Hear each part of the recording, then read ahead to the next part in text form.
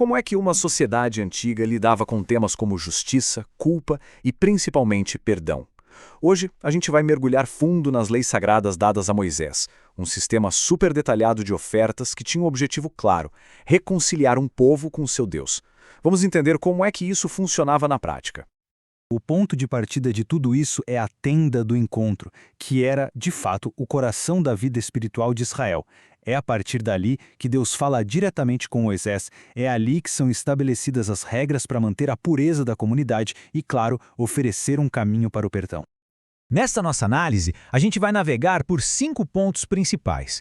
Vamos falar sobre os pecados ocultos, sobre restituição, a oferta pela culpa, a parte que cabia aos sacerdotes e, por fim, o que tudo isso revela sobre a ordem da santidade.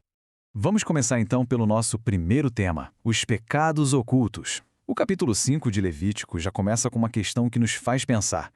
O que acontece quando alguém comete o pecado sem nem mesmo saber que pecou? Essa pergunta é fundamental. Pensa bem. Se não existiu a intenção, ainda assim existe culpa? Para a lei levítica, a resposta é sim. Vamos ver como ela lida com essa responsabilidade, mesmo quando o pecado não foi algo consciente. A lei era bem específica, sabe? Ela identificava algumas situações claras, por exemplo, omitir um testemunho importante, tocar em algo considerado impuro sem perceber, ou até fazer um juramento sem pensar direito.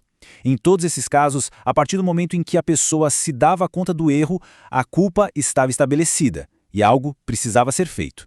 E o caminho para resolver isso tinha um passo a passo muito claro. Primeiro, a confissão, que nada mais é do que o reconhecimento do erro. Depois, vinha a oferta, um ato concreto de arrependimento. E, por fim, a expiação, onde o sacerdote atuava como um mediador para restaurar o relacionamento daquela pessoa com Deus. E aqui a gente vê um aspecto da lei que é simplesmente notável: a flexibilidade dela. A lei reconhecia que nem todo mundo tinha as mesmas condições financeiras. Então, a expiação era acessível para todos. Podia ser um cordeiro, ou algumas aves, ou até um punhado de farinha. O que realmente importava era o ato de arrependimento, e não o valor material da oferta. Isso mostra um equilíbrio profundo entre justiça e misericórdia. Agora, avançando para o capítulo 6, o foco muda um pouco. E quando o pecado é intencional? A lei vai direto ao ponto, abordando atos de engano como roubo ou fraude. E olha que interessante, esses atos não eram vistos apenas como um crime contra o próximo, mas como uma ofensa direta contra Deus. A solução aqui tinha duas frentes. Não era só uma questão de pedir perdão a Deus. Primeiro, era preciso consertar as coisas com a pessoa que foi prejudicada. Isso significava devolver tudo que foi tirado e ainda acrescentar 20% como uma compensação. Só depois de fazer essa restituição material é que a pessoa podia, então, buscar a reconciliação espiritual com Deus através de uma oferta. E quem é que administrava todos esses rituais complexos? Os sacerdotes. Então, a lei se volta para eles, com instruções diretas e específicas para Arão e seus filhos sobre como conduzir as ofertas no altar, a começar pelo holocausto, a oferta totalmente queimada. E no meio de todas essas regras, uma ordem se destaca. O fogo do altar nunca, jamais deveria se apagar. Essa chama perpétua era muito mais do que só calor. Ela simbolizava a presença constante de Deus no meio do seu povo e a porta para o perdão e a adoração sempre aberta.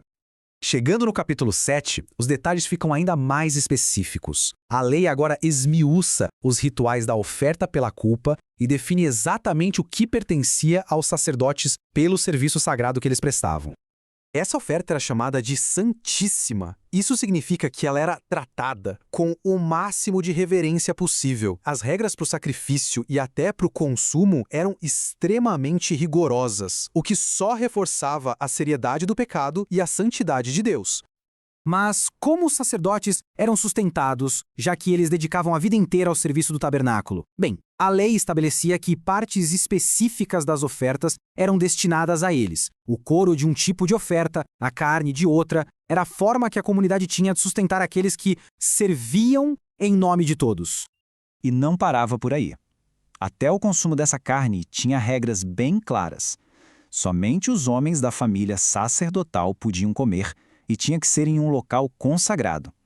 Essas restrições todas serviam para manter a santidade da oferta e a distinção do ofício do sacerdote.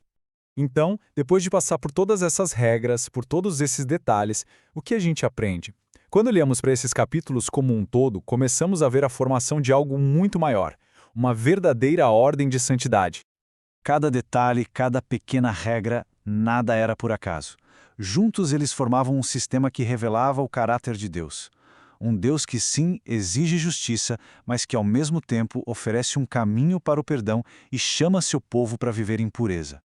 A grande lição aqui é que essas leis não eram só um conjunto de regras arbitrárias. Elas funcionavam como uma ponte, uma maneira para que pessoas imperfeitas pudessem conviver com um Deus santo. Era, na verdade, um roteiro claro para restaurar o relacionamento sempre que ele fosse quebrado.